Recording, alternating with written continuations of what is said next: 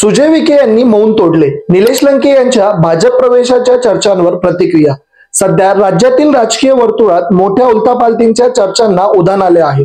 माजी खासदार सुजय विखे पाटील यांनी अखेर मौन सोडत निलेश लंके यांच्या भाजप महायुतीच्या प्रवेशाच्या चर्चांवर प्रतिक्रिया दिली आहे. दादा, राष्ट्रवादी शरद पवार गटाचे खासदार महायुतीमध्ये येणार, त्याबद्दल काय सांगणार? अशी चर्चा सर्वत्र चालू आहे. तुम्हाला काय वाटतं?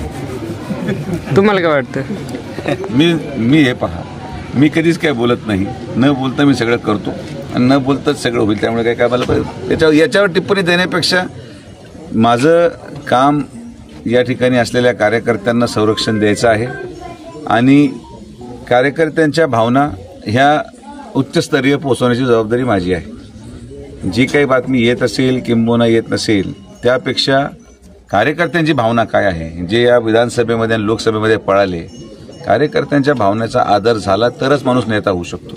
आणि जर मी माझ्या कार्यकर्त्यांच्या भावनेचा आदर करू शकलो नाही तर मग मला नेता होण्याचा पण अधिकार नाही. याच्यामध्ये सगळं तुम्हाला लक्षात येईल. नमस्कार, मी सबील आणि तुम्ही पाहताय U24 न्यूज मराठी. मी न सांगता सगळं करत असतो आणि न सांगता सगळं होईल. माझ्यासाठी लोकसभेत धडपडणाऱ्या कार्यकर्त्यांच्या भावना मी वरिष्ठांपर्यंत नक्की पोहोचवेल. या निर्णयाबाबत योग्य वेळ आल्यानंतरच स्पष्टता होईल. पुढे काय करायचं ते पाहू, असं सूचक वक्तव्य सुजय विखे यांनी केलं आहे. सुजय विखे यांच्या वक्तव्याचा अर्थ नेमकं काय होतं हे अद्याप स्पष्ट झालेलं नाही. मात्र सुजय विखे यांच्या या वक्तव्यानंतर राज्याच्या आणि जिल्ह्याच्या राजकारणात मोठ्या हालचाली होण्याच्या शक्यता आहेत. निलेश लंके यांचा भाजप प्रवेश खरंच होणार आहे का हे पाहणं उत्सुकाचं ठरेल. सुजय विखे यांच्या वक्तव्याचा अर्थ थोडा गूढ वाटतो, पण काही महत्वाचे मुद्दे त्यातून आपण समजून घेऊ शकतो. संयमाने निर्णय. त्यांनी थेटपणे निलेश लंके यांच्या भाजप प्रवेशाबाबत काहीही ठामपणे बोलणं टाळलं. त्यामुळे सध्या कोणतीही ठोस भूमिका घेण्याऐवजी तटस्थपणे निरीक्षण करत आहेत, असं सुजय विखे करताना आपल्याला दिसत आहे. कार्यकर्त्यांच्या भावना. सुजय विखे यांनी आपल्या कार्यकर्त्यांच्या भावना लक्षात घेऊन त्या वरिष्ठ नेत्यांपर्यंत पोहोचवण्याचा उल्लेख केला आहे. सुजय विखे पाटील सध्या कार्यकर्त्यांच्या भावना वरिष्ठांपर्यंत पोहोचवण्याचा प्रयत्न करतील असं ते म्हणताना दिसतात. एकीकडे जर आपण पाहिलं तर सुजय विखे यांनी जे हे वक्तव्य केलं आहे याच्यातून एक राजकीय संकेत मिळताना आपल्याला दिसतात.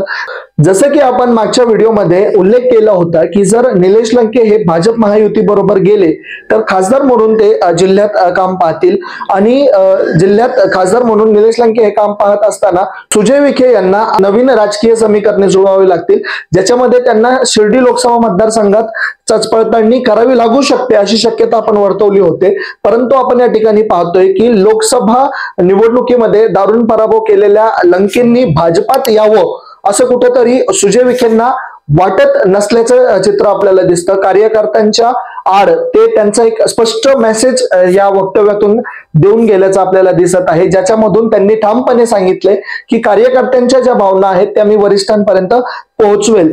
याचा नेमका अर्थ काय निघतं हे निश्चितच वेळ आल्याशिवाय हे स्पष्टपणे आपल्याला कळणार नाही. मात्र सध्या सुजय विखे यांच्या या वक्तव्याचे जिल्ह्याभरात वेगवेगळे अर्थ काढले जात आहेत. सुजय विखे यांचं जे वक्तव्य आलं याबद्दल तुम्हाला काय वाटतं ते आम्हाला कमेंट बॉक्समध्ये नक्की कळवा. आम्ही तुमच्या कमेंट्स पूर्ण वाचत असतो आणि त्या कमेंट्स मधून निश्चितच आम्ही काही ना काही शिकत असतो. निलेश लंके हे भाजप महायुती सोबत आल्यास सुजय विखे त्यांचं स्वागत करणार का याबाबत तुम्हाला काय वाटतं लगेचच कमेंट करा आणि या व्हिडिओला जास्तीत जास्त शेअर करायला विसरू नका.